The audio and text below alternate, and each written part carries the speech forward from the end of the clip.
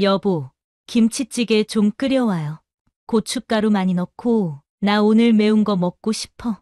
아버님, 제가 대신 할게요. 아버님은 앉아 계세요. 아니다. 됐다. 내가 알게 너는 그냥 앉아 있어. 요즘 내 아버지 정말 쓸모없다. 돈도 못 벌고 집안일도 제대로 못해. 내가 평생 뭐 때문에 고생했는지 모르겠어? 어머님, 아버님이 지금 경비일 하시면서 얼마나 고생하시는데요? 밤에 추운 데서 일하시고, 그 나이에 그 일이 얼마나 힘드신지 아세요? 그게 뭐, 당연히 해야지. 나한테 평생 미안해하면서 살아야지. 내 인생 다 망친 사람이 저 양반인데.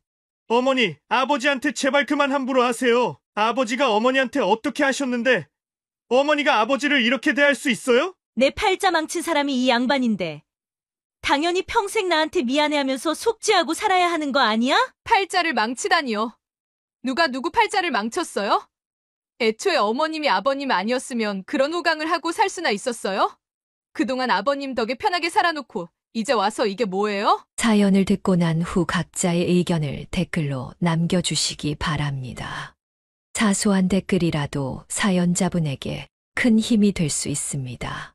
각색될 수 있고 사연자분의 입장에서 구성될 수 있습니다. 김소아 씨는 세 오빠 사이에서 유일한 막내딸로 자라났습니다. 그녀는 40대 중반의 간호사로 병원 중환자실에서 15년째 근무하고 있었습니다. 어릴 때부터 부모님의 엄격한 예절 교육과 가족들의 사랑을 듬뿍 받으며 성장했던 그녀는 타인에게 다정함을 나눠줄 줄 아는 여성이 되었습니다. 김소아 씨의 유년 시절은 대체로 행복했습니다.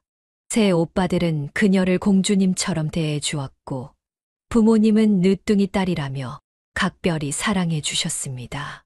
그런 환경 속에서 그녀는 자존감이 높고 정서적으로 안정된 아이로 자랄 수 있었습니다. 30살이 되던 해 그녀는 병원 원무과에서 일하던 이현구 씨와 인연을 맺게 되었습니다. 이현구 씨는 소아 씨의 따뜻한 미소와 환자들을 대하는 친절한 태도에 마음을 빼앗겼다고 합니다. 두 사람은 6개월 정도 데이트를 한 후 결혼을 결심했습니다. 당신 같은 사람을 만나서 정말 다행이야. 내가 어릴 때부터 좀 복잡한 가정에서 자랐거든. 이현구 씨는 프로포즈를 하던 날 소아 씨에게 이런 말을 했습니다.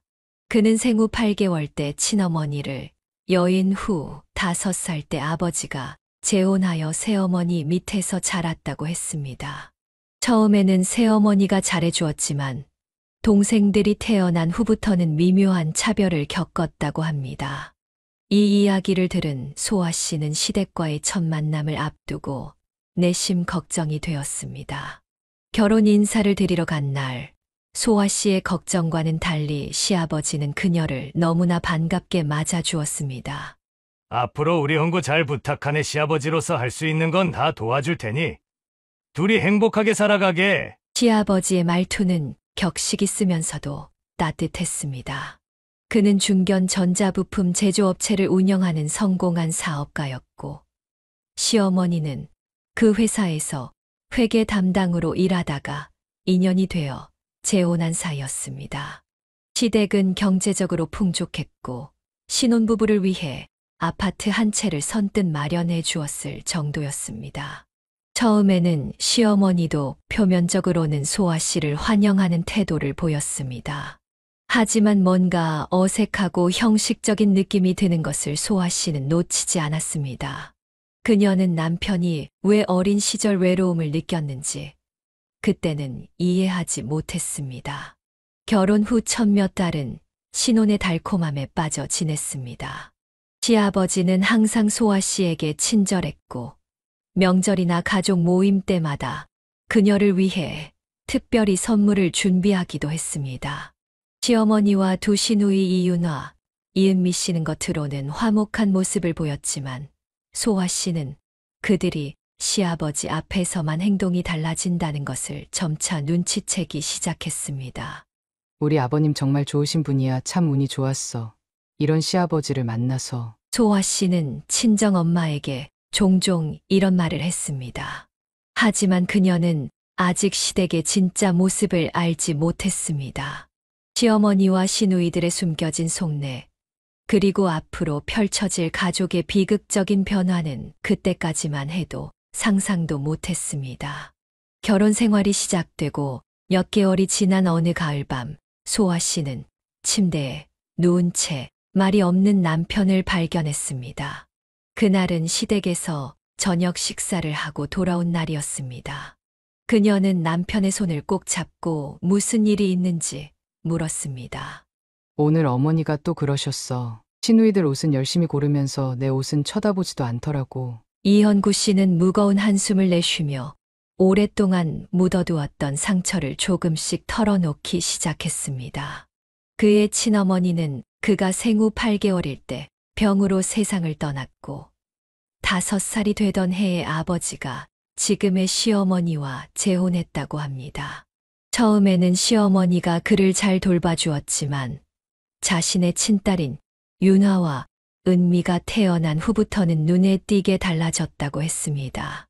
생각해보면 정말 사소한 것들이었는데 그런 게 매일매일 쌓이니까 소화 씨는 남편의 이야기를 들으며 가슴이 아팠습니다. 학창 시절에는 도시락 반찬에 은근한 차별이 있었다고 합니다. 동생들 도시락에는 고기 반찬이 들어있는데 이현구 씨의 도시락에는 김치와 계란 프라이만 들어있는 일이 자주 있었습니다. 물어보면 시어머니는 항상 깜빡했다며 모르는 척했지만 그런 실수가 너무 자주 반복되었다고 합니다. 집안일도 마찬가지였습니다. 시어머니는 항상 이현구 씨에게만 집안일을 시키고 두 시누이는 놀러 나가는 것을 허락했습니다. 쇼핑을 갈 때도 시누이들의 옷은 잔뜩 사오면서 이현구 씨의 옷에는 관심도 없었습니다.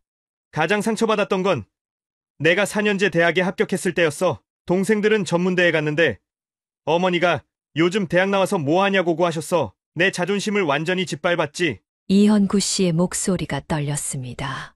그는 어린 시절부터 이런 은근한 차별을 평생 받아왔고 그로 인해 깊은 트라우마가 생겼다고 했습니다. 시아버지는 회사 일로 바빠서 가족을 돌볼 시간이 많지 않았고 시어머니는 시아버지 앞에서는 항상 모범적인 엄마의 모습을 보여 불만을 토로해도 별 소용이 없었다고 합니다. 아버지는 항상 미안해하셨어. 내가 너무 바빠서 너희들을 잘 돌보지 못해 미안하다고 말씀하셨지. 나도 아버지를 원망하진 않았어. 항상 가족을 위해 열심히 일하셨으니까 오히려 나를 제일 먼저 챙겨주려고 애쓰셨고. 이런 남편의 고백을 들으며 소아 씨는 시어머니에 대한 복잡한 감정이 생겼습니다. 겉으로는 단란해 보이는 가족이지만 내면에는 깊은 상처와 갈등이 있다는 것을 알게 되었습니다. 그래도 어머니가 아버지한텐 정말 잘하셔. 그래서 나도 어머니랑 잘 지내려고 노력했어. 남편의 말처럼 시어머니는 시아버지에게 지극정성이었습니다. 항상 과일을 직접 깎아 시아버지 입에 넣어주고 어깨를 주물러 드리며 끊임없이 칭찬과 애교를 부렸습니다. 남편은 이런 시어머니의 모습이 불편하다고 했지만 시아버지를 위해서 참고 있었습니다. 소아 씨는 이런 이야기를 들으며 앞으로의 시댁 생활이 순탄치 않을 것이라는 예감이 들었습니다. 하지만 그녀는 남편의 손을 꼭 잡고 함께 이겨나가자고 다짐했습니다. 이제 우리가 함께니까 걱정하지만 난 당신 편이야. 앞으로 어떤 일이 있어도. 그녀의 다정한 위로에 이현구 씨의 눈시울이 붉어졌습니다.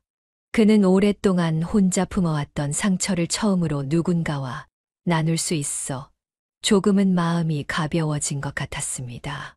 이 대화를 통해 소아 씨는 시어머니와 시누이들의 행동을 더 주의 깊게 관찰하기 시작했고 남편의 말이 사실임을 점점 확인하게 되었습니다. 겉으로는 화목해 보이는 가족이었지만 그 안에는 보이지 않는 균열이 존재했던 것입니다. 결혼 생활이 1년쯤 지나자 소아 씨는 시어머니와 시누이들의 행동 패턴을 더 명확히 파악하게 되었습니다. 매주 일요일 시댁 점심 식사 자리에서 그녀가 목격한 광경은 언제나 비슷했습니다. 시어머니는 시아버지의 바로 옆자리에 앉아 끊임없이 관심을 쏟았습니다. 여보, 제가 아침에 일찍 나가서 특별히 골라온 거예요? 입 벌려봐요. 시어머니는 포크로 찍은 과일을 시아버지 입에 직접 넣어주며 눈을 반짝였습니다. 시아버지가 씹는 모습을 보며 연신 감탄사를 내뱉었습니다. 어떻게 과일 드시는 모습도 이렇게 멋있으세요? 어깨 뭉쳤죠?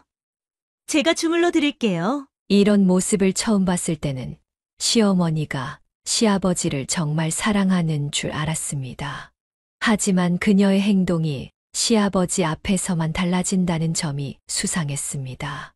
시누이들도 마찬가지였습니다. 큰 시누이 윤아 씨는 항상 시아버지 곁에 붙어서 교묘하게 애교를 부렸습니다. 아빠, 제가 다른 쪽 어깨 주물러 드릴게요. 어때요? 시원하죠? 처음에는 이런 모습이 깊은 부녀 관계의 표현이라 생각했지만 소아 씨는 곧 이 모든 것이 연기라는 사실을 깨달았습니다. 어느 날 남편이 속삭이듯 말했습니다. 저건 다 아버지 지갑을 10개 만들려는 연극이야. 어머니랑 두 동생들. 아버지 돈으로 얼마나 사치하는지 넌 모를 거야. 이현구 씨의 말대로 시댁에 방문할 때마다 현관에는 명품 쇼핑백이 가득했고 거실 한쪽에는 고가의 화장품과 옷들이 쌓여 있었습니다. 소아 씨는 시어머니와 시누이들의 생활 패턴에 충격을 받았습니다. 세 사람은 매달 한 번씩 유명 피부과에서 수백만 원짜리 시술을 받았고 주말마다 백화점 쇼핑은 필수 코스였습니다. 심지어 아파트 단지 내 편의점에 가는 짧은 거리도 택시를 타고 다니며 1년에 2번씩은 유럽이나 미국으로 고급 해외여행을 떠났습니다. 어느 날 저녁 소아 씨는 시아버지와 둘만 남게 되었을 때 조심스럽게 물었습니다. 아버님, 매달 생활비가 얼마나 드세요? 시아버지가 말한 금액을 듣고 그녀는 깜짝 놀랐습니다. 그것은 소아 씨와 남편 두 사람의 월급을 합친 것보다도 훨씬 많은 금액이었습니다. 시아버지는 한숨을 내쉬며 말했습니다. 나야 검소하게 살지만 이 집 여자들 쓰는 돈을 감당하기가 쉽지 않아. 그래도 가족이 행복하면 나도 좋으니. 하지만 시아버지의 표정에서 그녀는 근심을 읽을 수 있었습니다. 시어머니와 시누이들의 과도한 소비가 시아버지를 압박하고 있다는 것을 알 수 있었습니다. 이런 상황에서도 시누이들은 시아버지에게 끊임없이 새로운 요구를 했습니다. 한 번은 큰 시누이가 명품 가방을 사달라고 조르다가 시아버지가 망설이자 갑자기 눈물을 글썽이며 아빠가 날 사랑하지 않는 거죠. 라고 말해 결국 시아버지가 지갑을 10개 만들었습니다. 시어머니도 시아버지가 사치를 제한하려 할 때마다 교묘한 핑계로 넘어갔습니다. 여보, 내가 고생하며 당신 뒷바라지 했으니 이 정도는 괜찮잖아요. 내 인생의 젊은 시절은 다 당신 회사 일하느라 바쳤는데. 이렇게 시아버지의 마음을 흔들어 결국 원하는 것을 얻어내곤 했습니다. 소아 씨는 이런 상황을 보며 안타까웠지만 직접적으로 개입할 수는 없었습니다. 이것은 어디까지나 시아버지의 문제였고 그가 직접 선을 그어야 했기 때문입니다. 남편은 이런 상황을 지켜보며 깊은 한숨을 내쉬었습니다. 아버지가 너무 약해. 결국 모든 게 무너질지도 몰라. 그의 불길한 예감은 몇 년 후 현실이 되었습니다. 남편의 이야기를 들은 후 소아 씨는 시어머니와 시누이들을 바라보는 시선이 달라졌습니다.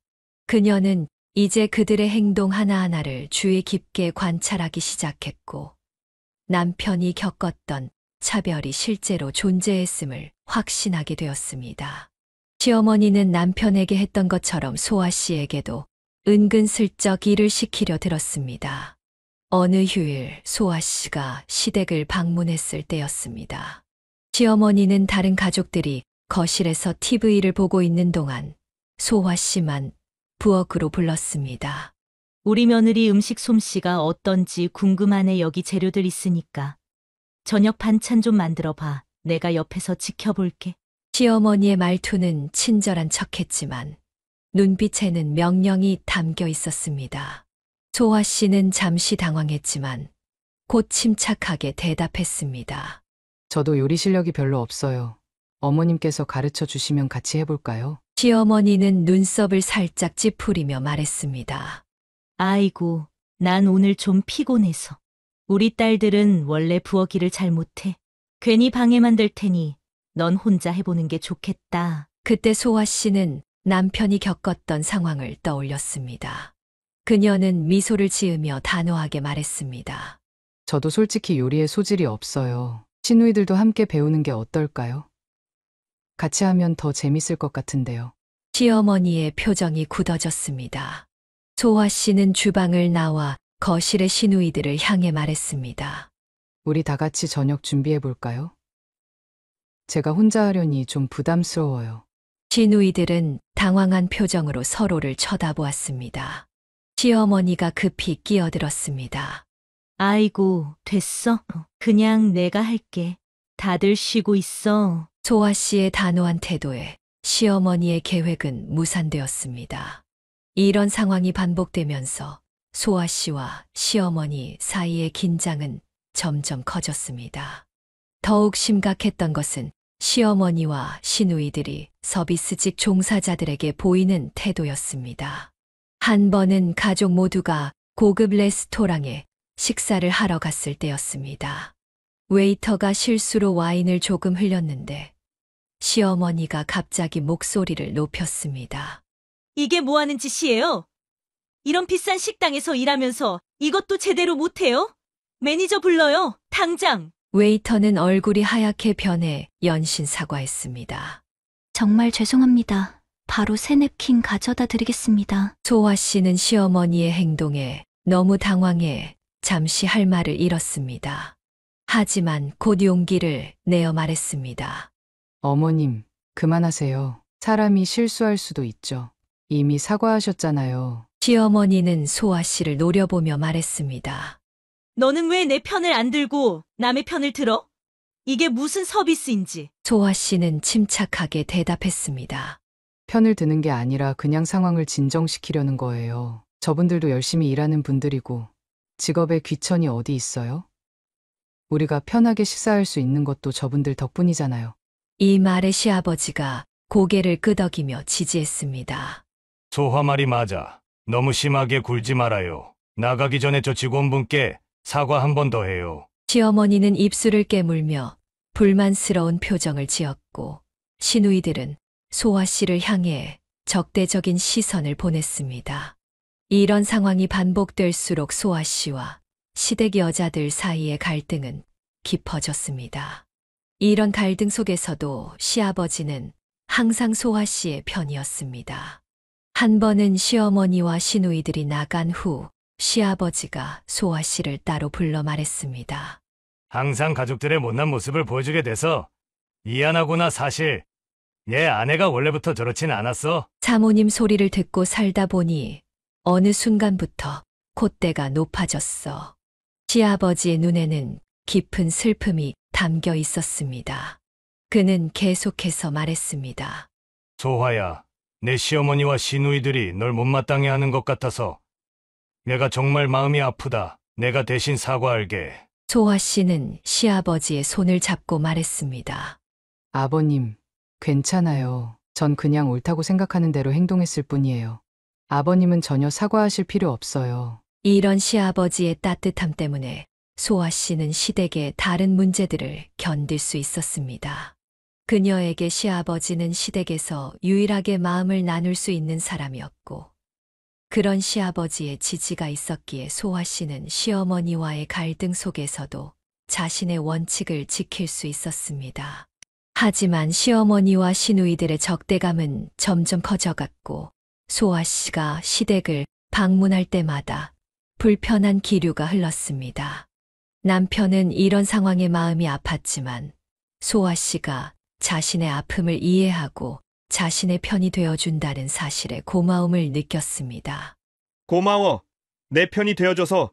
사실 평생 혼자 이런 상황을 견뎌왔는데 이제 너랑 함께라서 정말 든든해. 소아 씨는 남편을 꼭 안아주었습니다.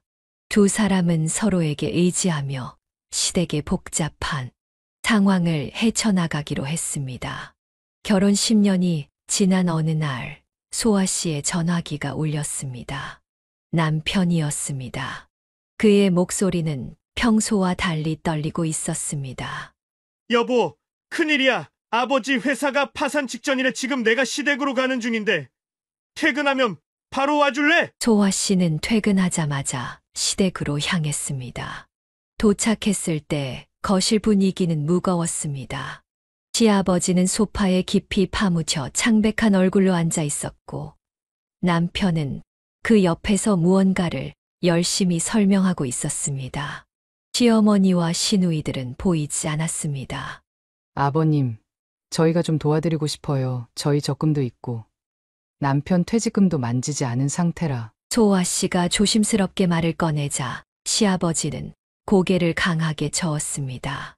안 된다. 내 문제는 내가 해결해야지. 여의 돈으로는 이 상황을 해결할 수 없어. 이미 너무 늦었단다. 시아버지의 말은 생각보다 심각했습니다.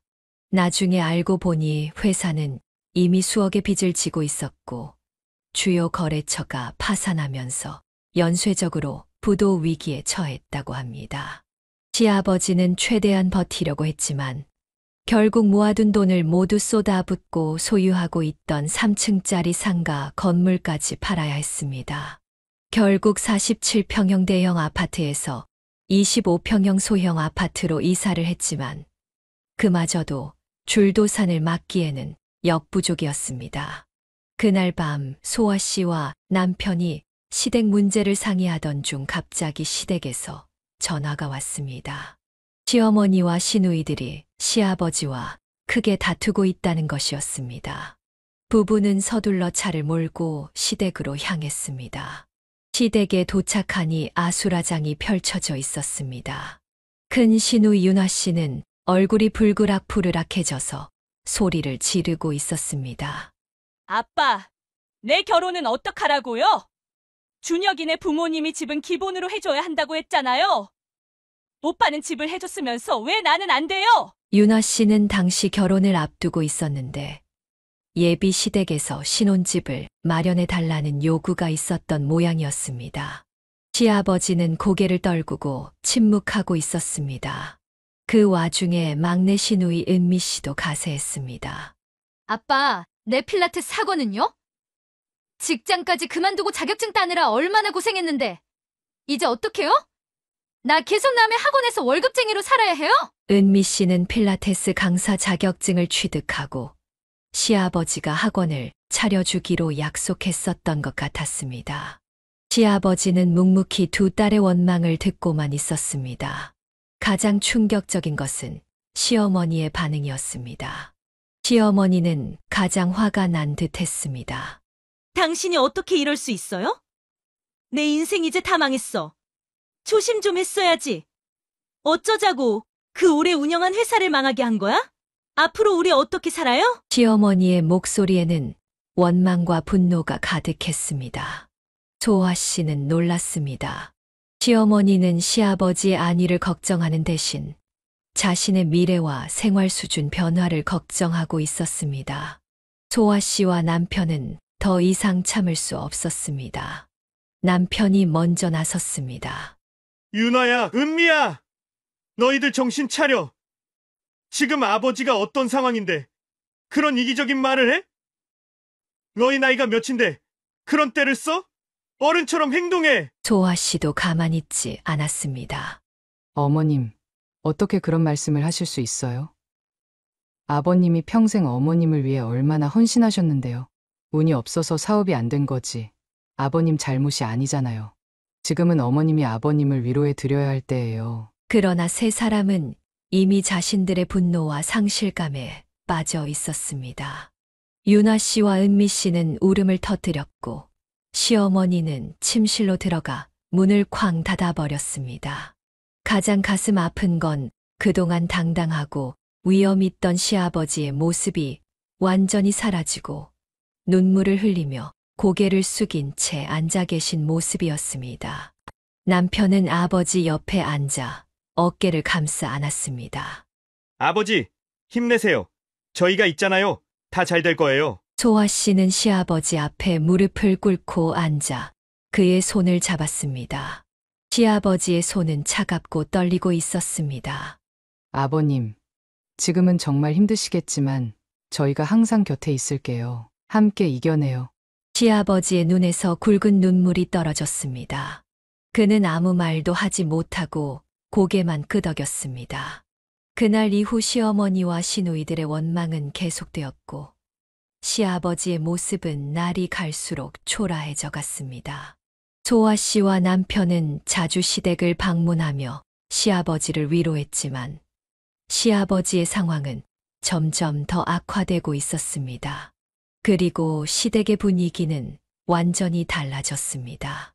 예전에는 시아버지를 중심으로 돌아가던 가정이었지만 이제는 시아버지를 향한 원망과 비난이 가득했습니다. 소아 씨와 남편은 시어머니와 시누이들의 태도를 보며 분노가 치밀었습니다. 어느 주말 소아 씨 부부는 시아버지를 돕기 위해 시댁을 방문했습니다. 도착하자마자 큰 시누이 윤아 씨의 울음소리가 들렸습니다. 거실에 들어가 보니 윤아 씨는 소파에 앉아 엉엉 울고 있었고 시어머니는 그 옆에서 딸을 달래고 있었습니다. 왜 우는 거야? 무슨 일 있어? 남편이 물었습니다. 시어머니가 한숨을 쉬며 대답했습니다. 내 동생 약혼 파혼됐어. 준혁이네 어머니가 결혼 조건이 안 맞는다고 하더라고. 윤아 씨는 더 크게 울음을 터뜨렸습니다. 다 아빠 때문이야. 아빠가 집 안 해준다 하니까 준혁이 엄마가 그러는 거라고. 내가 얼마나 준혁이를 사랑했는데? 이제 어떡해? 소아 씨는 시누이의 말에 어이가 없었습니다. 감정을 억누르며 차분히 물었습니다. 아가씨 정말 그 사람이 집 때문에 파혼한 거예요? 윤아는 눈물을 닦으며 대답했습니다. 그야 당연하지. 우리 처음 만났을 때 아빠가 사장님이라 그랬는데 이제 아무것도 아니잖아. 준혁이네서 딸 시집 보낼 때 최소한 집은 해줘야 한다고 했단 말이야. 소아 씨는 더 이상 참을 수 없었습니다. 그럼 그 사람은 아가씨를 진심으로 사랑한 게 아니네요. 물질적인 조건만 보고 결혼하려 했던 거잖아요. 오히려 지금 알게 된 게 다행 아닌가요? 그녀의 얼굴이 붉어졌습니다. 뭐라고요? 뭐가 다행이에요? 난 진짜 준혁이한테 미쳐 있었어요. 어떻게 그렇게 말할 수 있어요? 남편도 가만히 있지 않았습니다. 윤아야, 솔직히 생각해봐. 그 사람이 정말 너를 사랑했다면 집이 있건 없건 상관없었을 거야. 이건 아버지 탓이 아니라 그 남자의 문제지. 그러자 시어머니가 끼어들었습니다. 너희들 쉽게 말하네. 요즘 세상에 누가 빈털털이랑 결혼하겠어? 다 현실이야. 아버지가 망하지만 않았어도 우리 윤아 잘 시집 갔을 텐데. 소아 씨는 분통이 터졌습니다. 어머님, 평생 아버님 덕에 잘 사셨으면서 어떻게 그런 말씀을 하실 수 있어요? 아버님이 지금 얼마나 괴로우신데 이렇게 원망만 하시면 어떡해요? 시어머니의 눈이 커졌습니다. 넌 뭘 안다고 그래? 내가 얼마나 고생했는지 알아? 이제 와서 무슨... 소아 씨는 시어머니의 말을 자르고 윤아 씨에게 돌아섰습니다. 솔직히 물어볼게요. 그 남자가 당신을 조건 때문에 떠났다면 그건 당신의 가치를 몰라준 거예요. 아버님 탓이 아니에요. 만약 남자 쪽에서 당신의 조건만 보고 결혼하려 했다면 그건 당신 능력도 아니고 아버님 능력이었잖아요. 윤아 씨는 입을 벌렸다가 다물었습니다. 그녀의 눈에서 분노가 번쩍였지만 할 말이 없어 보였습니다. 너 지금 불난 집에 부채질하니? 내 딸이 상처받아 울고 있는데 왜 사람 속을 더 후벼 파? 시어머니가 소아 씨를 노려보며 말했습니다. 하지만 소아 씨는 물러서지 않았습니다. 어머님이랑 윤아 씨가 오히려 아버님 마음을 더 아프게 하고 계시잖아요. 회사 문 닫아서 힘든 아버님 속을 더 후벼 파고 있는 건 누구예요? 이 말에 방 한쪽에서 조용히 듣고 있던 시아버지의 눈에서 눈물이 흘러내렸습니다. 그의 모습은 예전에 당당했던 사업가가 아니라 완전히 패배하고 지친 노인 같았습니다. 남편은 아버지 곁으로 가 어깨를 감싸 안았습니다. 아버지, 괜찮아요. 저희가 있잖아요. 그날 이후로 소화 씨 부부와 시어머니, 시누이들 사이의 골은 더 깊어졌습니다. 시어머니와 시누이들은 소화 씨 부부가 오면 노골적으로 불편한 기색을 드러냈고, 소화 씨 부부도 그들의 이기적인 행동을 도저히 이해할 수 없었습니다. 가장 가슴 아픈 것은 시아버지의 변화였습니다. 한때 당당하게 가정을 이끌던 가장의 모습은 온데간데 없이 사라지고 눈물만 흘리며 고개를 숙이는 모습만 남았습니다. 소화 씨는 그런 시아버지를 볼 때마다 가슴이 미어졌습니다. 여보, 우리가 어떻게든 아버님을 도와드려야 해. 이대로는 정말 안 될 것 같아. 소화 씨는 밤마다 남편과 시아버지를 도울 방법을 의논했습니다. 그들은 경제적으로 도울 수 있는 방법을 찾아보았지만 시아버지의 빚이 너무 컸고 무엇보다 시아버지 자신이 도움을 완강히 거부했습니다. 아버님이 자존심이 상하신 것 같아. 우리가 정신적으로라도 더 많이 지지해 드려야 해. 소화 씨의 말에 남편은 고개를 끄덕였습니다. 그들은 시댁의 변심과 배신 속에서도 시아버지만큼은 끝까지 지켜드리기로 마음먹었습니다. 시아버지의 사업이 파산한 후에도 시어머니와 시누이들의 씀씀이는 전혀 줄어들 기미가 보이지 않았습니다. 그들은 여전히 고급 레스토랑에서 식사를 하고 명품 가방을 구입하고 고가의 피부 관리를 받았습니다. 소아 씨는 시댁을 방문할 때마다 거실 한켠에 쌓인 쇼핑백들을 보며 한숨을 내쉬었습니다. 어느 날 소아 씨의 휴대폰이 울렸습니다. 시어머니였습니다. 소아야, 있잖아. 좀 곤란한 일이 생겼어. 시어머니의 목소리는 평소와 달리 조심스러웠습니다. 소아 씨는 무슨 일인지 물었습니다. 이번 달 카드값이 좀 많이 나왔네. 그래서 말인데 너희가 좀 도와줄 수 있을까? 소아 씨는 놀라서 되물었습니다. 카드값이요. 얼마나 나오셨는데요? 시어머니가 말한 금액을 듣고 소아 씨는 귀를 의심했습니다. 590만 원이요? 한 달에 그 정도가 나왔다고요? 대체 뭐에 쓰신 거예요? 시어머니는 당연하다는 듯이 대답했습니다. 뭐 하긴. 그냥 필요한 거 사고 피부 관리 받고 그런 거지. 뭐 대수냐? 너희가 집도 공짜로 받았는데 이 정도 도와주는 게 그렇게 큰일이야? 소아 씨는 남편과 상의한 후 일단 이번만 도와주기로 했습니다. 시아버지에게 빚이 있는 것도 사실이었고 그들만 시아버지로부터 집을 받은 것도 사실이었기 때문입니다. 그러나 이것이 시작이었습니다. 카드값을 지불한 후 시어머니는 마치 이것이 당연한 듯 다음 달에도 전화를 해왔습니다. 소아야, 이번에도 카드값이 좀 나왔어. 지난번처럼 도와줄 수 있지?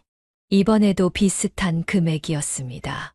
소아 씨는 놀라서 말했습니다. 어머님, 지난달에 그렇게 큰 금액을 내셨으면 이번 달은 좀 절약하셨어야 하는 거 아닌가요? 도대체 무슨 돈을 그렇게 쓰시는 거예요? 시어머니는 오히려 화를 냈습니다. 뭐? 내가 너한테 허락받고 살아야 하니? 내 돈 쓰는 건 내 맘이지. 너희 집값이 얼마나 올랐는지 알아? 그것도 우리가 해준 거잖아. 그 정도 도움은 당연히 줘야지. 이번에도 소아 씨 부부는 시어머니의 카드값을 대신 갚아주었습니다. 하지만 셋째 달에도 비슷한 전화가 왔을 때 소아 씨는 남편과 심각하게 이야기를 나누었습니다. 여보, 이건 아닌 것 같아. 생각해보니까 이렇게 계속 돈을 부어줘봤자 밑 빠진 독에 물 붓기야. 차라리 이 돈으로 아버님께 직접 도움을 드리는 게 낫지 않을까. 남편도 동의했습니다. 맞아, 어머니랑 동생들은 아무리 도와줘도 끝이 없을 거야. 오히려 버릇만 더 나빠질 것 같아. 그래서 그들은 시어머니의 다음 요청을 거절하기로 했습니다. 예상대로 시어머니의 전화가 왔고 소아 씨는 단호하게 말했습니다. 어머님, 죄송하지만 더 이상 카드값은 도와드릴 수 없을 것 같아요. 저희도 아이들 교육비에 대출금도 있고 해서요. 시어머니는 격분했습니다. 뭐, 이게 무슨 소리야? 너희들은 내 아들 키워준 것도 생각 안 해? 너희한테 집도 해준 거 생각 안 나? 양심이라는 게 있니? 소아 씨도 더 이상 참지 않았습니다. 어머님, 저희가 몇 달 동안 정말 많이 도와드렸잖아요. 어머님도 아버님에게 받을 거 다 받으셨으면서 왜 지금 와서 저희한테 손을 벌리세요? 게다가 정말 필요한 지출이라면 모를까. 계속 사치품에 돈을 쓰시면서 저희 보고 갚으라는 건 너무하신 거 아닌가요? 시누이들도 전화를 걸어 항의했습니다. 윤아 씨는 울먹이며 말했습니다. 오빠, 억지도 정도껏 부려. 오빠만 신혼집 받고 우리는 아무것도 못 받았잖아. 그 집 팔아서 우리 나눠주던가. 남편은 냉정하게 대응했습니다. 윤아야, 지금 내가 무슨 말을 하는 거야? 그 집은 아버지가 나한테 해준 거고, 너희들도 아버지한테 평생 사치하며 돈 쓰고 싶은 대로 다 써왔잖아. 그거 다 합치면 집 한 채 값보다 더 많을걸? 이제 와서 뭘 더 바라는 거야? 시어머니와 시누이들은 더 이상 카드값을 대신 내줄 사람이 없자 진땀을 빼며 돈을 마련해야 했습니다. 시어머니는 남은 보석을 팔았고 시누이들은 명품 가방과 옷을 중고 시장에 내놓았습니다. 하지만 그들의 습관은 쉽게 바뀌지 않았고 소화 씨 부부에게 계속 돈을 요구했습니다. 어머님, 그동안 아버님 덕에 호화롭게 사셨으면 이제는 현실에 맞게 생활하셔야죠. 저희도 더 이상 도와드릴 형편이 안 돼요. 소아 씨의 단호한 태도에 시어머니는 점점 더 적대적으로 변해갔습니다. 그녀는 이제 시아버지에게 돈을 요구하기 시작했습니다. 시아버지는 나이 들어 경비원으로 일하며 간신히 생계를 이어가고 있었는데 시어머니는 그마저도 빼앗아 자신의 필요를 채우려 했습니다. 소아 씨와 남편은 시어머니 몰래 시아버지를 도우려 했지만 시아버지는 자존심 때문에 거절했습니다. 됐다. 애미야, 내일은 내가 알아서 할게. 너희 신경 쓰지 마. 시아버지의 목소리에는 깊은 피로감이 묻어 있었습니다. 그는 평생 가족을 위해 일해왔지만 정작 가장 필요할 때 가족들은 그를 외면했습니다. 시아버지의 경제적 몰락 이후 가장 놀라운 변화는 시어머니의 태도였습니다. 예전에는 시아버지를 극진히 모시며 과일을 직접 먹여주고 어깨를 주물러주던 시어머니가 이제는 완전히 달라진 모습을 보였습니다. 소아 씨는 시댁을 방문할 때마다 충격적인 광경을 목격했습니다. 어느 주말 소아 씨 부부가 시댁을 방문했을 때였습니다. 거실에 들어서자 시어머니가 큰 소리로 시아버지를 부르고 있었습니다. 여보, 빨리 와봐요. 내 다리 좀 주물러 봐. 오늘 좀 아파서. 시아버지는 주방에서 빠르게 나와 시어머니 앞에 무릎을 꿇고 앉았습니다. 소아 씨는 그 모습을 보고 깜짝 놀랐습니다. 예전에는 항상 시아버지가 상석에 앉아 존경받던 모습이었는데 이제는 시어머니가 상석에 앉아 시아버지를 마치 하인처럼 부리고 있었습니다. 설렁설렁하지 말고 제대로 해요. 여기 아픈데. 시어머니는 명령하듯 말했고 시아버지는 아무 말 없이 순종했습니다. 소아 씨는 남편을 바라보았고 남편의 얼굴에도 충격과 분노가 가득했습니다. 식사 시간에도 시어머니의 횡포는 계속되었습니다. 여보, 김치찌개 좀 끓여와요. 고춧가루 많이 넣고 나 오늘 매운 거 먹고 싶어. 시아버지는 조용히 일어나 주방으로 향했습니다. 소아 씨는 참지 못하고 따라갔습니다. 아버님, 제가 대신 할게요. 아버님은 앉아 계세요. 시아버지는 미소를 지으며 소아 씨의 손을 잡았습니다. 아니다. 됐다. 내가 알게 너는 그냥 앉아 있어. 시아버지의 목소리는 조용했지만 단호했습니다. 그의 자존심이 상하지 않게 하기 위해 소아 씨는 더 이상 고집하지 않았습니다. 거실로 돌아와 앉자 시어머니가 소아 씨에게 말했습니다. 요즘 내 아버지 정말 쓸모없다. 돈도 못 벌고 집안일도 제대로 못해. 내가 평생 뭐 때문에 고생했는지 모르겠어? 소아 씨는 그 말을 듣고 화가 치밀었지만 참고 말했습니다. 어머님, 아버님이 지금 경비일 하시면서 얼마나 고생하시는데요? 밤에 추운 데서 일하시고 그 나이에 그 일이 얼마나 힘드신지 아세요? 시어머니는 코웃음을 쳤습니다. 그게 뭐, 당연히 해야지. 나한테 평생 미안해하면서 살아야지. 내 인생 다 망친 사람이 저 양반인데. 그날 이후 소아 씨는 시아버지의 모습이 더 마르고 위축되어 가는 것을 발견했습니다. 한때 당당하고 자신감 넘치던 사업가의 모습은 찾아볼 수 없었고, 대신 눈빛이 흐려진 노인만 남아 있었습니다. 74세가 된 시아버지는 흰머리가 많아졌고, 등은 구부정해졌으며, 걸음걸이도 느려졌습니다. 반면 시어머니는 여전히 사치를 즐기며 몸집이 더 불어났습니다. 시아버지가 경비 일을 하면서 번 돈을 모두 가져가 자신의 화장품과 옷, 피부 관리에 쓰곤 했습니다. 어느 날 소아 씨와 남편은 시어머니의 행동에 참다 못해 항의했습니다. 어머니, 아버지한테 제발 그만 함부로 하세요. 아버지가 어머니한테 어떻게 하셨는데 어머니가 아버지를 이렇게 대할 수 있어요? 시어머니는 화를 내며 소리쳤습니다. 내 팔자 망친 사람이 이 양반인데. 당연히 평생 나한테 미안해하면서 속죄하고 살아야 하는 거 아니야? 소아 씨는 그 말에 더욱 분노했습니다. 팔자를 망치다니요. 누가 누구 팔자를 망쳤어요? 애초에 어머님이 아버님 아니었으면 그런 호강을 하고 살 수나 있었어요? 그동안 아버님 덕에 편하게 살아놓고 이제 와서 이게 뭐예요? 시어머니는 코웃음을 치며 말했습니다. 넌 내가 애비 키워준 걸 생각 안 해? 엄마 없는 이 사람 내가 키워줬어. 근데 넌 나한테 고마워하지도 못할 망정 어떻게 그렇게 목청을 높이니? 소아 씨는 침착하게 대답했습니다.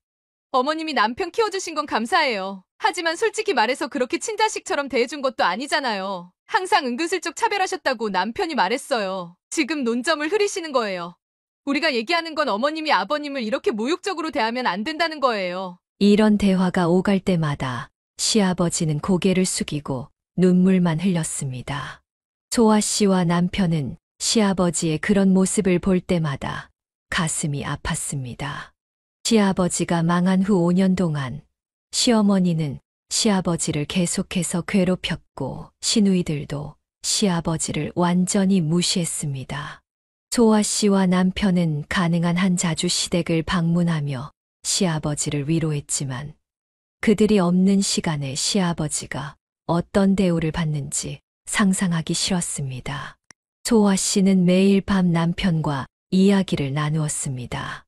그들은 어떻게 해야 시아버지를 이 상황에서 구해낼 수 있을지 고민했습니다. 소아 씨는 갑작스런 결정을 내렸습니다. 병원에서 일하던 그녀는 그날 연차를 쓰고 시아버지가 일하는 아파트 경비실을 깜짝 방문하기로 했습니다. 평소 시어머니 때문에 위축된 시아버지를 몰래 찾아가 점심을 함께 하면서 기운을 북돋아 드리고 싶었던 것입니다. 주차장에 차를 세우고 경비실로 향하는 소아 씨의 얼굴에는 미소가 가득했습니다. 그러나 경비실 문을 열자마자 그 미소는 순식간에 사라졌습니다. 그녀가 본 것은 충격적인 광경이었습니다. 시아버지의 오른쪽 뺨에는 붉은 자국이 있었고 왼쪽 팔에는 여러 개의 멍과 핥힌 자국이 선명했습니다. 아버님, 이게 다 뭐예요? 어디 다치신 거예요? 소아 씨는 놀라서 달려가 시아버지의 팔을 조심스럽게 잡았습니다. 시아버지는 깜짝 놀라 황급히 소매를 내려 상처를 가리려 했습니다. 애미야 갑자기 웬일이니? 이거. 그냥 부딪혀서. 그래 별일 아니야. 시아버지의 목소리는 떨리고 있었고 눈빛은 불안했습니다. 소아 씨는 간호사 경력으로 보아 이런 상처들이 단순한 부딪힘으로 생길 수 없다는 것을 알았습니다. 아버님, 저한테 거짓말하지 마세요. 이건 누군가가 핥히고 꼬집은 자국이에요. 대체 누가 이런 짓을? 소아 씨의 목소리가 떨렸습니다. 그녀의 마음 깊은 곳에서는 이미 답을 알고 있었지만 그것이 사실이길 바라지 않았습니다. 시아버지는 한동안 침묵하다가 깊은 한숨을 내쉬었습니다. 그냥 내 시어미가 자기 인생 돌려내라면서. 시아버지의 목소리는 점점 작아졌습니다. 그는 고개를 떨구고 계속했습니다. 그저께는 특히 화가 났는지 꼬집고 핥히고 뭘 던지기도 하더구나. 사실 이게 처음은 아니야. 그동안에도 한 번씩 나한테 손찌검을 하긴 했었어. 소아 씨는 충격으로 말을 잇지 못했습니다. 눈앞이 캄캄해지는 느낌이었습니다. 시어머니가 아무리 시아버지를 구박하고 미워한다 해도 직접 폭력을 행사할 거라고는 상상도 못했던 것입니다. 시아버지는 흐르는 눈물을 참으며 중얼거렸습니다. 내 인생이 어쩌다 이렇게 됐는지 모르겠다. 소아 씨는 그 자리에서 무릎을 꿇고 시아버지의 손을 꼭 잡았습니다. 그녀의 눈에서도 눈물이 흘러내렸습니다. 아버님, 이건 정말 아니에요. 아버님이 무슨 죽을 죄를 지은 것도 아닌데 어떻게 이런 일이. 더는 안 되겠어요. 지금 당장 그 집에서 나오셔야 해요. 시아버지는 당황한 기색으로 고개를 저었습니다. 내가 나가면 어딜 간단 말이니? 소아 씨는 단호하게 대답했습니다. 저희 집 있잖아요.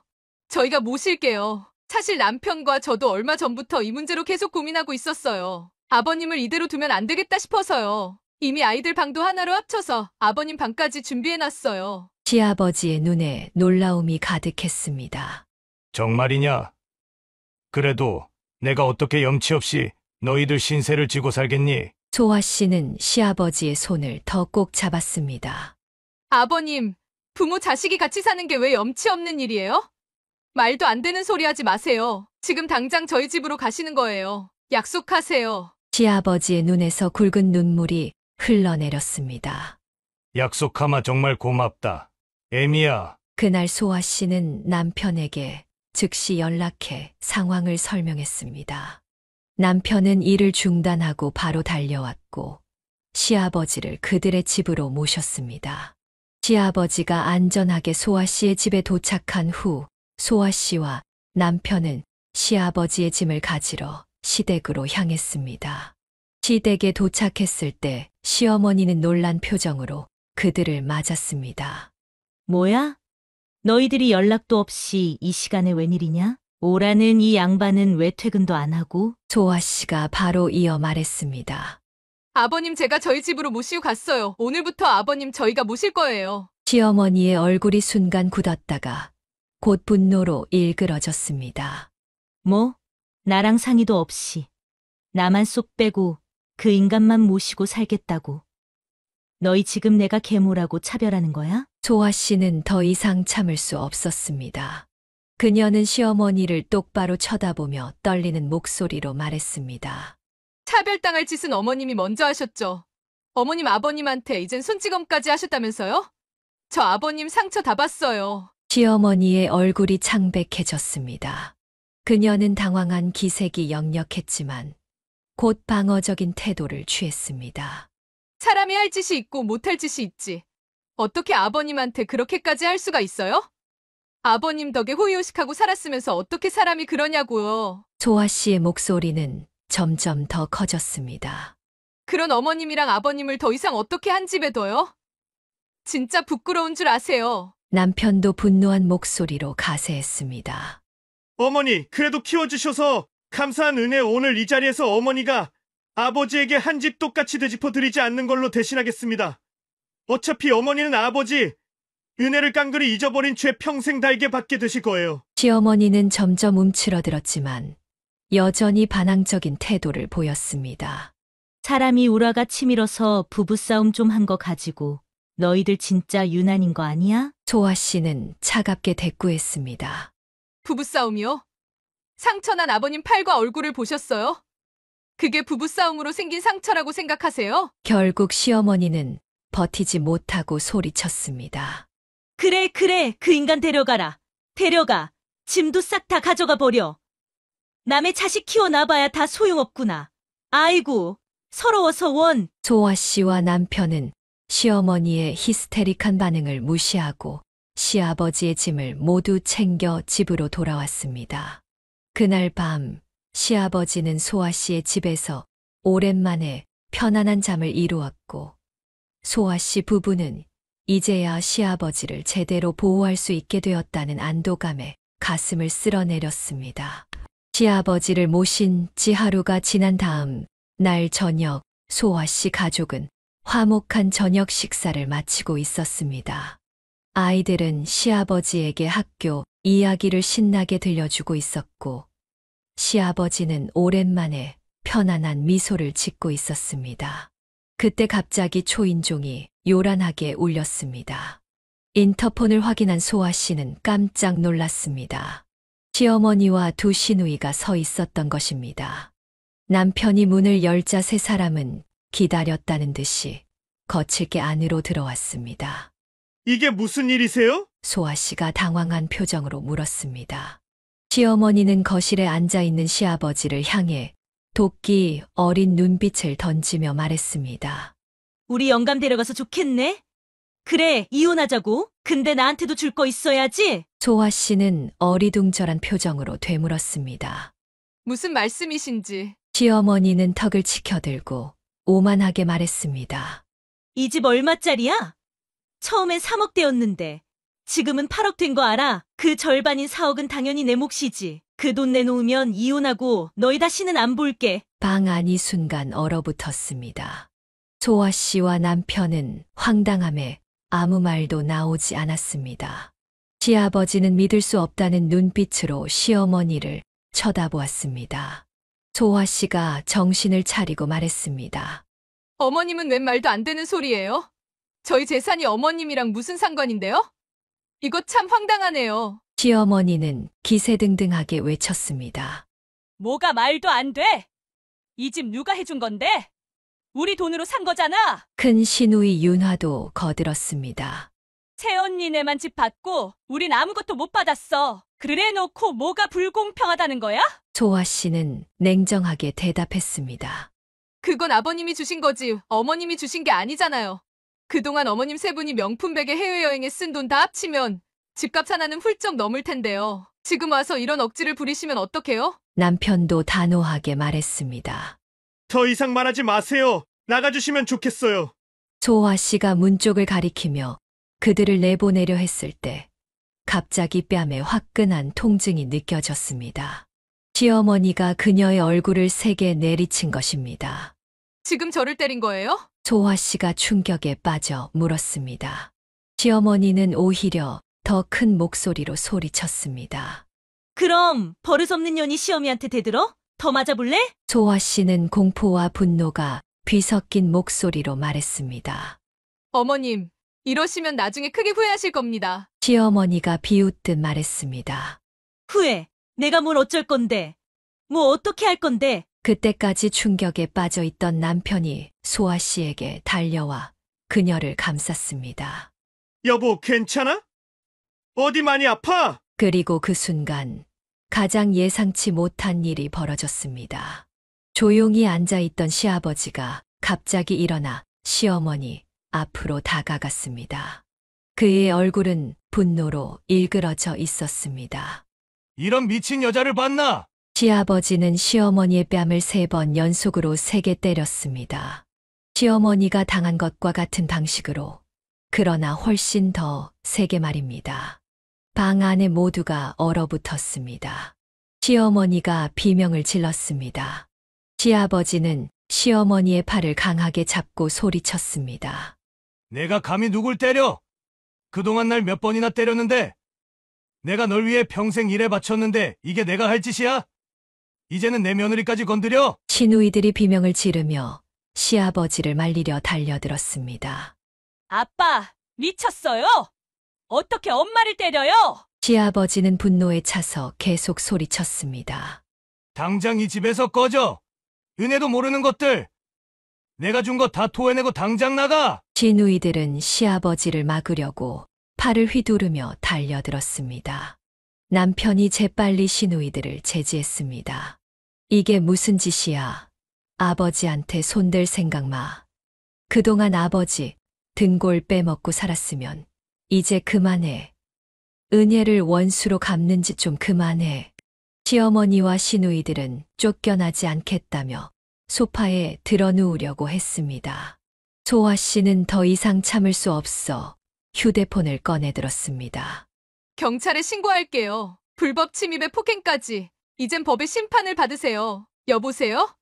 여기 불법 침입자들이 있어요. 게다가 제가 폭행까지 당했어요. 빨리 와주세요. 시어머니의 얼굴이 창백해졌습니다. 뭐, 며느리가 시어미를 경찰에 고발해? 소아 씨는 단호하게 대답했습니다. 법을 어기면 대가를 치러야죠. 제 얼굴을 때린 건 어머님이잖아요. 시어머니는 당황하여 소리쳤습니다. 그럼 나도 신고할 거야. 방금 내가 맞은 것도 똑같이. 시아버지가 비웃듯 말했습니다. 그래, 신고해. 근데 내 몸에 상처들 보이지? 병원 진단서도 있어. 내가 그동안 날 학대한 증거야. 똑같이 신고당하고 싶어. 시어머니의 얼굴이 하얗게 변했습니다. 그녀는 말문이 막혔습니다. 결국 출동한 경찰에 의해 시어머니와 시누이들은 집 밖으로 끌려나갔습니다. 소아 씨에게 폭행을 한 죄로 시어머니는 경찰서로 연행되었고, 소아 씨는 처벌을 원한다고 확실히 말했습니다. 경미한 처벌로 끝날지 모르지만 분명한 교훈이 필요해요. 이런 폭력이 다시는 반복되면 안 되니까요. 소아 씨의 단호한 결정에 시어머니는 겁에 질린 표정을 지었지만 이미 돌이킬 수 없는 상황이 되었습니다. 시어머니의 폭행 사건 이후 시아버지는 무거운 결심을 내렸습니다. 소아 씨와 남편이 저녁을 준비하는 동안 그는 거실 소파에 앉아 두 사람을 불렀습니다. 잠깐 둘이 이리 와 볼래? 시아버지의 표정이 평소와 달리 단단해 보였습니다. 소아 씨와 남편이 그의 앞에 앉자 시아버지는 깊은 한숨을 내쉬었습니다. 결정했다. 정식으로 이혼 신청을 할 거야. 남편이 놀라며 물었습니다. 정말 그러실 거예요? 어머니랑 결혼 생활이 거의 40년인데 시아버지는 고개를 끄덕였습니다. 사실 그동안 망설였던 건 사람을 함부로 버려선 안 된다는 생각 때문이었어. 그리고 내가 너무 무기력해서 이혼을 미뤄왔던 것도 있고. 하지만 이제는 안 되겠다. 그 사람은 더 이상 내 아내가 아니야. 소아 씨는 시아버지의 손을 꼭 잡았습니다. 아버님, 저희가 전폭적으로 지지할게요. 어떤 결정을 하시든 저희는 아버님 편이에요. 시아버지의 눈가에 미소가 어렸습니다. 고맙다. 이제 와서 생각해보니 왜 이 결정을 더 일찍 내리지 못했는지 후회가 되는구나. 그러나 이혼 과정은 순탄치 않았습니다. 시어머니는 이혼을 극구 거부했습니다. 자신의 생활 기반이 완전히 흔들릴 것을 알았기 때문입니다. 어느 날 시어머니는 소아 씨의 집에 또다시 찾아와 소란을 피웠습니다. 날 버리겠다는 거야? 이 나이에 내가 어디로 가라고? 너네 양심이 있어? 소아 씨가 냉정하게 대답했습니다. 어머님이 먼저 아버님을 버리신 거잖아요. 폭력까지 휘두르셨잖아요. 이제 와서 피해자인 척하지 마세요. 시어머니는 고함을 질렀습니다. 이것들이 미쳤나? 내가 우리 남편 없으면 어떻게 살아? 평생 같이 살았는데. 남편이 비웃듯 말했습니다. 갑자기 무슨 애틋한 척이에요? 어머니가 아버지 돈 때문에 붙어 있었던 거 우리 다 알아요. 이제 그만하세요. 결국 변호사를 선임해 법적 절차를 밟기 시작했습니다. 시어머니도 변호사를 구해 맞대응했지만 상황은 시어머니에게 불리했습니다. 시아버지가 시어머니의 친정 식구들에게 경제적 지원을 해온 점, 시어머니와 시누이들의 과도한 사치 생활, 시어머니의 신체적 학대 증거 등이 모두 법정에 제출되었습니다. 변호사가 소아 씨 부부를 찾아와 말했습니다. 송구스럽지만 증인으로 나와주셔야 할 것 같습니다. 특히 폭행 장면을 직접 목격하신 분들이라. 소아 씨는 망설임 없이 답했습니다. 당연히 나갈게요. 아버님을 위해서라면 뭐든지 하겠습니다. 법정에서 소아 씨는 시어머니의 행동에 대해 모두 증언했습니다. 시아버지의 팔과 얼굴에 있던 상처들, 경비원으로 일하며 번 돈을 시어머니가 빼앗아 간 일, 자신의 뺨을 때린 일까지. 법정은 소아 씨의 증언에 충격을 받은 눈치였습니다. 재판은 예상대로 시아버지에게 유리하게 끝났습니다. 시어머니는 매우 불리한 조건으로 이혼을 받아들일 수밖에 없었습니다. 시아버지의 유일한 재산이었던 작은 아파트마저 팔아 빚을 갚아야 했고, 시어머니와 시누이들은 월세방을 구해 이사해야 했습니다. 이게 웬 날벼락이야. 평생 살던 집에서 쫓겨나다니. 시어머니가 집을 나서며 통곡했습니다. 큰 시누이도 울먹이며 소리쳤습니다. 우리가 뭘 그렇게 잘못했다고 이 꼴이야? 다 오빠랑 새언니 때문이야. 소아 씨는 그들의 원망에 아무 반응도 보이지 않았습니다. 시어머니와 시누이들은 결국 저렴한 월세 아파트를 구해 셋이 함께 살게 되었습니다. 방 하나에 거실 하나짜리 작은 집이었습니다. 한편 소아 씨 가족은 시아버지를 정성껏 모셨습니다. 시아버지는 처음에는 적응이 어려워 보였지만 점차 편안해졌습니다. 소아 씨의 두 아들은 할아버지를 무척 좋아했고 학교에서 돌아오면 항상 할아버지 방부터 찾았습니다. 할아버지, 오늘 태권도에서 발차기 배웠어. 한번 보여줄까? 우와, 우리 손자 정말 멋지구나. 할아버지한테도 가르쳐 줄래? 시아버지의 얼굴에는 오랜만에 진정한 미소가 번졌습니다. 특별한 날이었던 것은 소아 씨의 친정 부모님이 시아버지를 찾아오신 날이었습니다. 처음엔 어색할 줄 알았는데 의외로 세 분은 금방 친해지셨습니다. 사돈어른, 요즘도 낚시 다니세요? 저도 젊었을 때 낚시 좀 했거든요. 소아 씨의 아버지가 시아버지에게 말을 걸었습니다. 아유, 오랜만에 들어보는 이야기네요. 예전엔 자주 갔었는데 요즘은 통 못 가봤어요. 이번 주말에 같이 한번 가보시죠.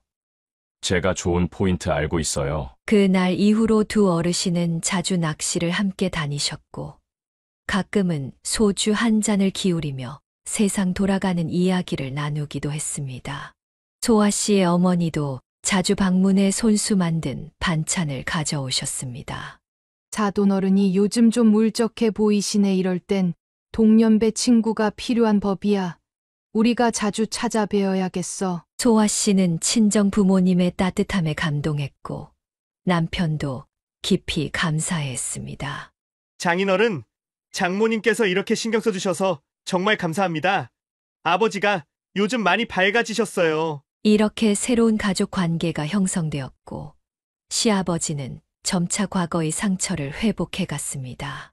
소아 씨 부부는 이혼 과정의 스트레스와 경제적 부담에도 불구하고 시아버지를 지키기로 한 자신들의 결정이 옳았다고 확신했습니다. 시부모님의 이혼 후 2년이 지난 어느 평범한 주말 오후 소아 씨는 남편과 함께 대형 마트에서 장을 보고 있었습니다. 과일 코너에서 사과를 고르던 중 문득 익숙한 뒷모습이 눈에 들어왔습니다. 조금 수척해 보였지만 분명 작은 시누이 은미였습니다. 소아 씨는 잠시 망설이다가 다가갔습니다. 아가씨? 은미는 깜짝 놀라 뒤를 돌아보더니 소아 씨를 발견하고 당황한 기색이 역력했습니다.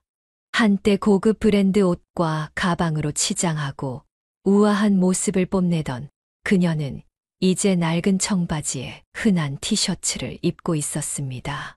화장기 없는 얼굴은 피곤해 보였고 손톱에는 예전의 화려한 네일아트 대신 매니큐어 흔적도 없었습니다. 언니, 은미는 잠시 어색한 침묵 후 억지로 미소를 지었습니다. 오랜만이네요. 잘 지내세요? 소아 씨는 담담하게 대답했습니다. 네, 우리는 다들 잘 지내요. 아버님도 건강하시고요. 은미 씨는 어떻게 지내요? 은미는 주변을 살피더니 마트 한쪽에 있는 작은 카페를 가리켰습니다. 잠깐 시간 있으세요? 커피 한 잔 할래요? 카페에 앉자 은미는 한숨을 깊게 내쉬었습니다. 그녀의 얼굴에는 지난 2년간의 고생이 묻어나 있었습니다. 솔직히 말하면 전 그냥 그렇게 살아요. 필라테스 학원 강사 일도 오래 못했어요. 처음엔 괜찮았는데 원장님이 월급을 자꾸 미루고 부당한 요구를 많이 해서 결국 그만뒀어요. 지금은 동네 작은 카페에서 아르바이트하고 있어요. 소아 씨는 조용히 듣고 있었습니다. 은미는 계속해서 말을 이어갔습니다. 유나 언니랑도 연락이 거의 끊겼어요. 몇 달 전에 마지막으로 연락했을 때 언니는 무슨 다단계 사업에 빠져서 전라도 쪽으로 내려갔다고 하더라고요. 처음엔 잘 된다고 자랑하더니 얼마 안 가서 전화도 안 받고 나중에 알아보니 그 사업이 거의 사기에 가까웠고 언니는 거기에 투자한 돈을 다 잃었대요. 지금은 어디서 뭐 하는지도 모르겠어요. 소아 씨는 놀라움을 감추지 못했습니다. 그럼 지금 어머님은 어떻게 지내세요? 은미의 눈에 잠시 물기가 돌았습니다. 엄마는 처음엔 식당에서 일하셨어요. 주방 보조로요. 근데 그 일이 생각보다 너무 힘드셨나 봐요. 허리를 다치셔서 지금은 요양 중이에요. 국민연금이랑 기초생활수급비 받으면서 근근히 살고 계세요. 제가 가끔 돈을 보태드리긴 하는데 제 형편도 넉넉지 않아서. 소아 씨는 잠시 어떤 말을 해야 할지 몰라 커피잔만 만지작거렸습니다. 한때 그토록 오만하고 이기적이었던 시어머니와 시누이들이 이제는 각자의 방식으로 고난을 겪고 있다는 사실이 믿기지 않았습니다. 사실 언니, 제가 많이 후회하고 있어요. 은미가 갑자기 말했습니다. 아버지가 잘 나가실 때 우리가 너무 사치스럽게 살았어요. 돈 관리도 안 하고 미래를 전혀 생각하지 않았죠. 아버지가 항상 해결해 주실 거라고만 믿었으니까. 지금 생각하면 우리가 정말 이기적이었어요. 소아 씨는 은미의 솔직한 고백에 조금 놀랐습니다. 그녀는 시누이의 손을 가볍게 잡았습니다. 과거는 과거예요. 지금부터라도 자립해서 살아가면 돼요. 은미는 미소를 지으려 했지만 금세 표정이 어두워졌습니다. 쉽지 않아요. 평생 남의 도움만 받으며 살아왔으니까 사회생활도 서툴고 돈 관리도 못하고 이렇게 힘들게 살 줄 몰랐어요. 그녀는 잠시 침묵했다가 조심스럽게 물었습니다. 아버지는 정말 잘 지내세요? 소아 씨는 고개를 끄덕였습니다. 네, 정말 잘 지내세요. 처음엔 많이 우울해하셨지만 지금은 손자들과 지내는 시간도 즐기시고 동네 노인회에서 바둑도 두시고 그러세요. 가끔 친정아버지랑 낚시도 다니시고요. 은미의 눈에 눈물이 고였습니다. 다행이네요. 전 사실 아버지가 보고 싶어요. 하지만 제가 무슨 면목으로 찾아가겠어요. 그때 우리가 얼마나 못되게 굴었는데. 소아 씨는 복잡한 감정에 휩싸였습니다. 시누이들이 시아버지를 학대하고 외면했던 기억이 떠올랐지만 지금 눈앞에 있는 은미의 모습은 너무나도 초라하고 상처받은 모습이었습니다. 아무리 미워했던 사람이라도 이렇게 추락한 모습을 보는 것은 결코 기분 좋은 일이 아니었습니다. 시간이 해결해 줄 거예요. 지금은 각자 삶에 집중하는 게 좋을 것 같아요. 헤어질 때 은미는 소아 씨에게 조심스럽게 명함을 건넸습니다. 혹시 아버지가 저에 대해 물어보시면 연락처 좀 알려주세요. 집으로 돌아오는 길에 소아 씨는 시누이들의 현재 상황을 남편에게 이야기했습니다. 남편은 깊은 한숨을 내쉬었습니다. 그들이 자업자득이긴 하지만 들으니 마음이 좋진 않네. 특히 어머니가 몸까지 아프시다니. 소아 씨는 창밖을 바라보며 생각에 잠겼습니다. 그녀는 시누이들과 시어머니에게 여전히 좋은 감정을 갖고 있지는 않았지만 그들이 겪는 고통을 보며 어느 정도 연민을 느꼈습니다. 결국 모든 것은 인과응보였습니다. 시아버지의 돈에만 의존하며 살았던 그들은 자립할 능력을 기르지 못했고 결국 현실의 냉혹한 벽에 부딪히고 만 것입니다. 그 무렵 시아버지에게 또 다른 변화가 찾아왔습니다. 경비원으로 일하던 아파트 단지에서 고령을 이유로 더 이상 일을 할 수 없다는 통보를 받게 된 것입니다. 처음 이 소식을 들었을 때 시아버지는 충격을 받은 듯 했습니다. 이제 진짜 쓸모없는 늙은이가 됐네. 시아버지는 소파에 깊이 몸을 파묻고 중얼거렸습니다. 소아 씨는 이런 시아버지의 모습이 안타까웠습니다.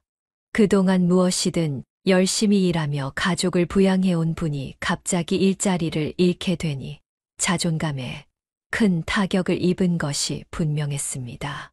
아버님, 그런 말씀 마세요. 이제 좀 편히 쉬실 때도 됐잖아요. 그동안 얼마나 고생하셨어요. 소아 씨가 위로했지만 시아버지의 우울함은 쉽게 가시지 않았습니다.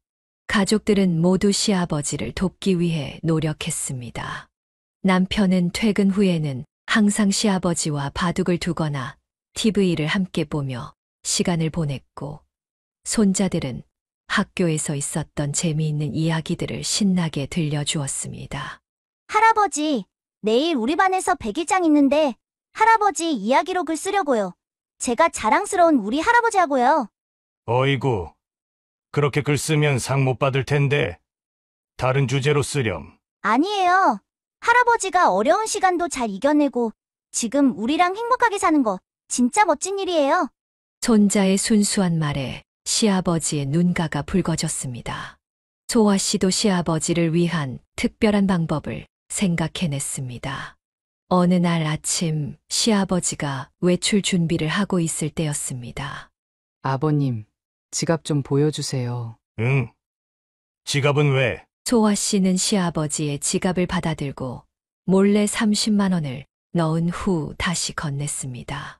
남자는 지갑이 두둑해야 당당하니까요. 거절하지 마시고 받으세요. 시아버지는 당황해하며 손사래를 쳤습니다. 아니, 이게 뭐야? 이런 거 필요 없어. 너희가 매달 주는 용돈도 받기 미안한데. 소아 씨는 단호하게 고개를 저었습니다. 예전에 아버님이 돈 많으실 때 저희에게 베풀어 주셨던 것처럼 이제는 저희가 아버님께 보답할 차례예요. 이 집도 아버님 덕분에 생긴 거잖아요.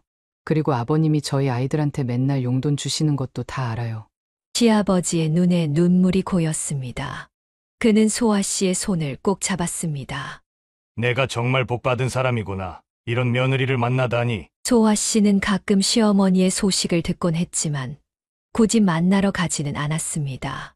하지만 어느 날 우연히 시장에서 시어머니를 마주쳤을 때 그녀는 놀라울 정도로 초라해 보였습니다. 어머님, 안녕하세요. 시어머니는 소아 씨를 보자 잠시 굳었다가 고개를 숙였습니다. 잘 지내니? 네, 저희는 다 잘 지내요. 아버님도 건강하시고요. 어색한 침묵이 이어졌습니다. 시어머니는 한동안 말이 없다가 조용히 말했습니다. 그래, 잘 됐구나. 더 이상의 대화는 없었습니다. 소아 씨는 시어머니가 떠나는 뒷모습을 바라보며 복잡한 감정을 느꼈습니다. 시간이 흐르면서 소아 씨 가족은 더욱 단단해졌습니다. 시아버지는 이제 완전히 가족의 일원으로 자리 잡았고 모두가 그의 존재에 감사했습니다. 어느 주말 저녁 가족 모두가 둘러앉아 식사를 하던 중 시아버지가 문득 말했습니다. 내가 요즘 많이 생각해봤어. 인생이란 게 참 묘한 것 같아. 회사가 망하고 모든 걸 잃은 줄 알았는데 오히려 진짜 소중한 걸 찾았으니. 남편이 고개를 끄덕이며 말했습니다. 맞아요. 아버지, 우리 가족이 이렇게 더 가까워졌잖아요. 소아 씨는 시아버지와 남편을 번갈아 바라보며 미소 지었습니다. 강한 바람이 불어야 나무의 뿌리가 깊어진다는 말이 떠올랐습니다. 그들 가족은 분명 큰 풍파를 견뎌냈고 그 결과 더 단단하고 깊은 유대를 형성하게 되었습니다. 저녁 식사 후 소아 씨는 마당에서 혼자 별을 바라보고 있는 시아버지 곁에 조용히 다가갔습니다. 아버님, 추우실 텐데 안으로 들어가세요. 시아버지는 따뜻한 미소를 지으며 대답했습니다. 애미야, 내가 참 고맙다. 내가 아니었으면 지금쯤 나는 어떻게 됐을지. 소아 씨는 시아버지의 어깨에 자신의 손을 살포시 얹었습니다. 저희가 고마워해야죠. 아버님은 저희 가족의 기둥이세요. 그들은 말없이 한동안 밤하늘을 바라보았습니다. 잠시 후 집 안에서 아이들이 할아버지를 부르는 소리가 들렸고 시아버지는 환한 미소를 지으며 집 안으로 향했습니다. 소아 씨는 그런 시아버지의 뒷모습을 바라보며 깊은 만족감을 느꼈습니다. 진정한 가족이란 피보다 더 진한 것이 있다는 것을 그녀는 이제 분명히 알고 있었습니다. 사연을 듣고 댓글을 남겨주시기 바랍니다. 사소한 의견일지라도 사연자분에게는 큰 힘이 됩니다. 노골적인 악성 댓글은 사연자분에게 상처가 될 수 있으니 삼가주시기 바랍니다.